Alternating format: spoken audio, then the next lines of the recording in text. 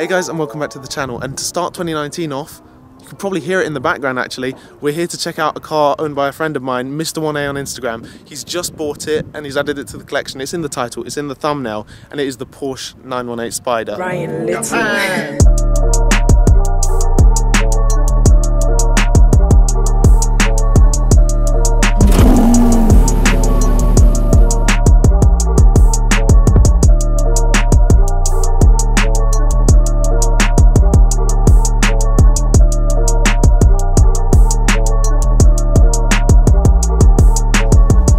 So this is his actual car. This is the Porsche 918 Spyder that Mr. 1A has taken delivery of. I'm going to be kind of jumping back and forth because this video is filmed in 2 different days. So at the moment I'm here in front of the car. I'll talk you through all of it.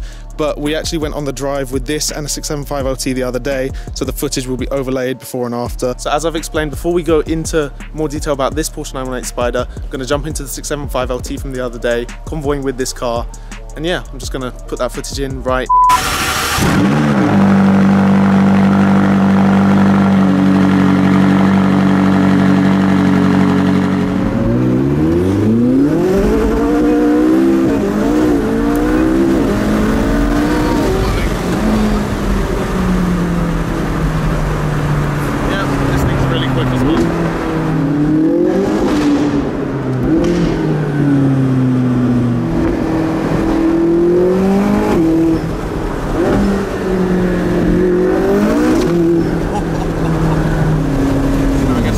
Sounds like in a tunnel with LT and 918 Spyder for the first time.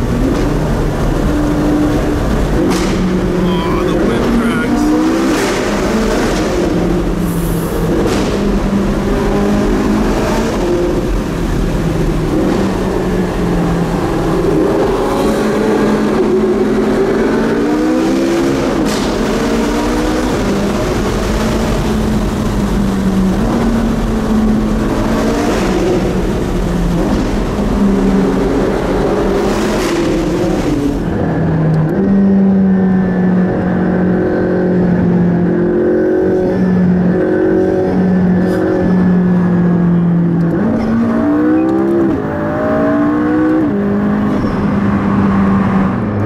Subtle and the camera probably doesn't pick it up, but this car's actually fitted here with the roof scoop and it does make a difference to sound and the track package. That's this thing here.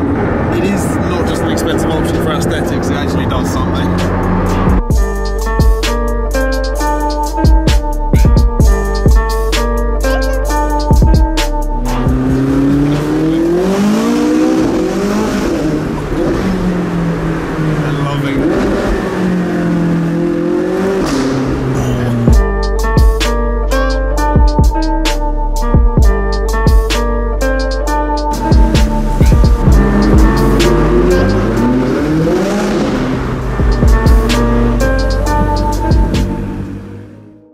Okay, so tech specs, because everyone loves information relayed from Google. This is a 918 Spyder. The name suggests the amount that were made in limited numbers. This is a 1.7 ton car and it produces from this 4.6 litre V8 engine over here just under 900 horsepower. It's 887 bhp, but it is assisted with 2 electric motors. There's one in the rear powering the rear wheels and one in the front powering the front wheels.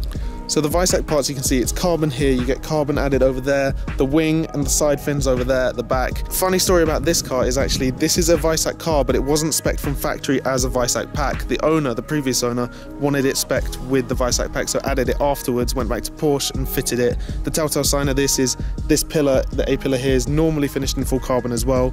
It is not on this car. And then other things, these wheels, you have the choice of the other wheels, which you can see on cars like the GT2 RS. They're normally fitted to the Visac cars. This one has the standard 918 wheels too. So another thing to mention with these cars, normal Visac cars, as I mentioned, this wasn't from factory Visac, they do not have these hydraulic systems that hold up the front canopy, I guess. So this would have to be propped up normally, because it's actually had the Visac modifications done afterwards and none of the internals are really Visac itself. It's done as a standard 918 would be. As I mentioned, the car's literally covered in carbon. This whole thing is carbon, this is carbon, and with the Visac pack you also get the roof finished in carbon. This wind deflector, I believe, is also carbon fibre. It's crazy the amount of detail that Porsche put into their cars. So with the additional carbon everywhere, the car's finished in white. I don't know the technical name for it. It's also got acid green that complements the calipers here, and then on the interior it follows through with the piping that you can see all around. It's just a nice place to be. There's carbon fiber absolutely everywhere.